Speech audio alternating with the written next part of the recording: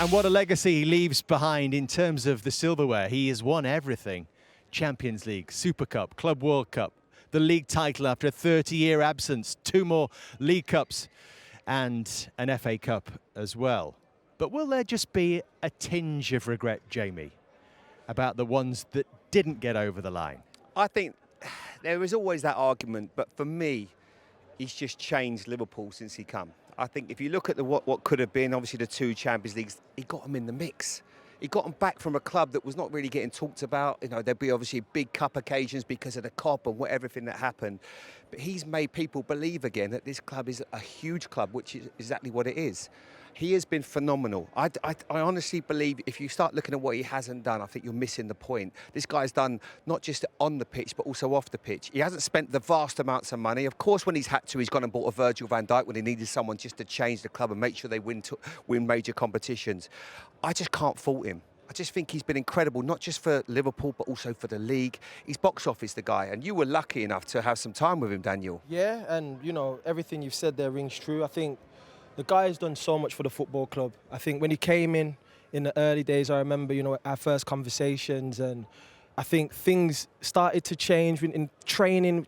You know, buzzwords like counter-pressing and all that, the players bought in. Then the first pre-season, I think, was the one when you kind of realised, okay, cool, this is very different, like the way in which we're preparing, how fit we got. And I think as time went on, the tactics and the mindset of the team changed, and they were right on point with how he wanted us to be. And I think the confidence grew over time, and it became, you know, one of those things that I think everyone just enjoyed playing for him, and he gave us a tenacity that we probably didn't have as much of before. Fantastic coach, and he's done, you know, I thank him for our times together, and I wish him all the best. He also brought the hug, Daniel. Oh yeah, you know, I just wonder how, you know, we sort of laugh about it, but there weren't too many hugging managers before Jurgen Klopp. Nah, but you know what is that? What do you think of that, Roy? The hugs? You like that vibe? At the end of the season, I think if you win something... No, listen, everybody's different, but I wouldn't be critical of him. That's his personality. Yeah. And that's what he's brought to the football club. So I wouldn't be critical of that, I have to say, far from it. I think if you win something at the end of the season, listen, yeah, hugs for everybody. But week in, week out, but that's his style of management, and it's obviously worked for him. So that's the warmth of the man, isn't it? Absolutely. Really? How many hugs did you get from Sir Alex Ferguson? Maybe not too many, but I didn't want any. Do you know what I mean? Because we were there to do a job and win trophies, and that was the style of that manager. But things have changed. We see most managers not on the pitch every week, and that's just the times of changing. But I back up everything what the lads have just said there about Klopp. Huge respect for him, what he's done for this club, his personality, the style of football. They're back competing at the highest level. They've had obviously disappointments like every other football club.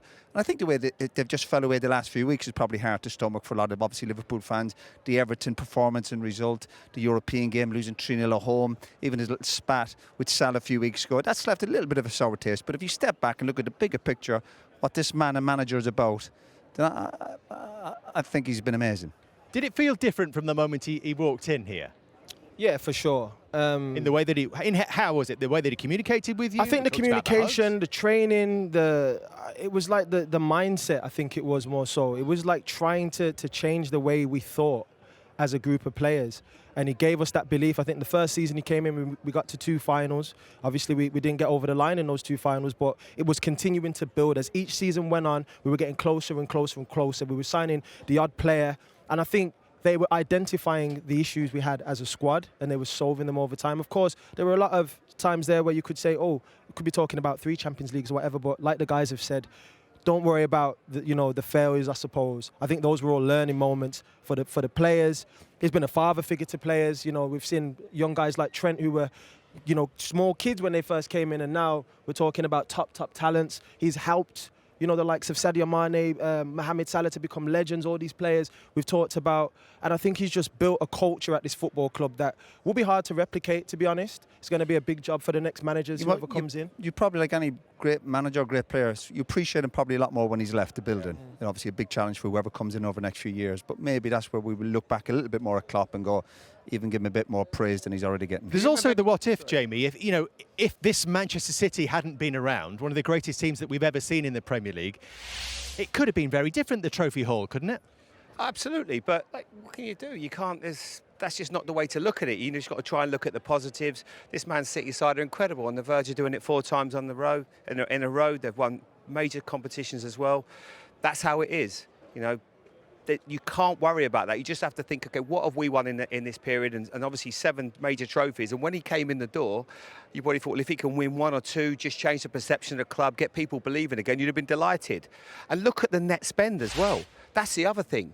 You know, half of what Manchester City has spent in that time, they've obviously been good. They know when to buy. They also know when to sell at the right time. So you have to look at that as not just as a great manager, but also a good businessman as a manager, which is what everybody wants. He has been so modern thinking in everything that he's achieved here. So let's see how those achievements stack up against the very best in Liverpool's history. In terms of trophies, he's right up there.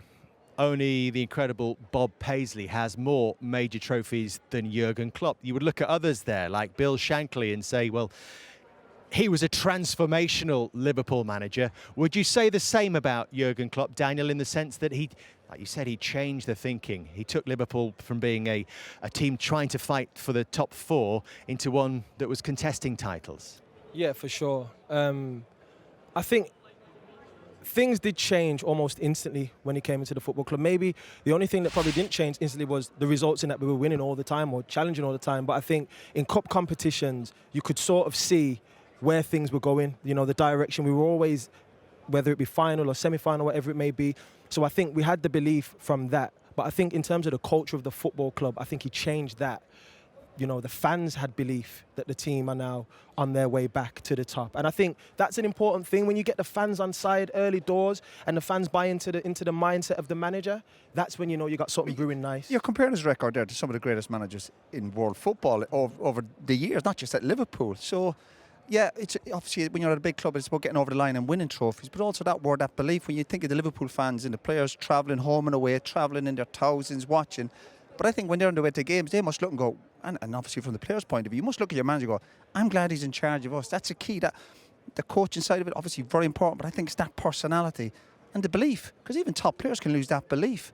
But Klopp, from day one when he walked into the club, he brought that. Even I think his first home game here, I'm sure it was West Brom, and I think they drew, and he's got them all cheering and all holding hands at the end. And I was at home cringing, going, Jesus, what's this guy up to?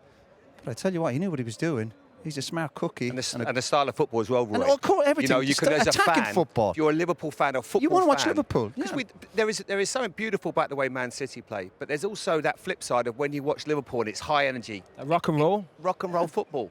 It's what people want to see, you know, and I think he's identified with the people of Liverpool as well, because they come here, when they pay their money, as much as they want to see beautiful passes, they want to see you winning 50-50 challenges, and he knew that, and he identified it and went, this is what I want to make my team. Very aggressive, on the front foot. They're a team to be proud of when you've watched them. He entertained, didn't he? His team entertained.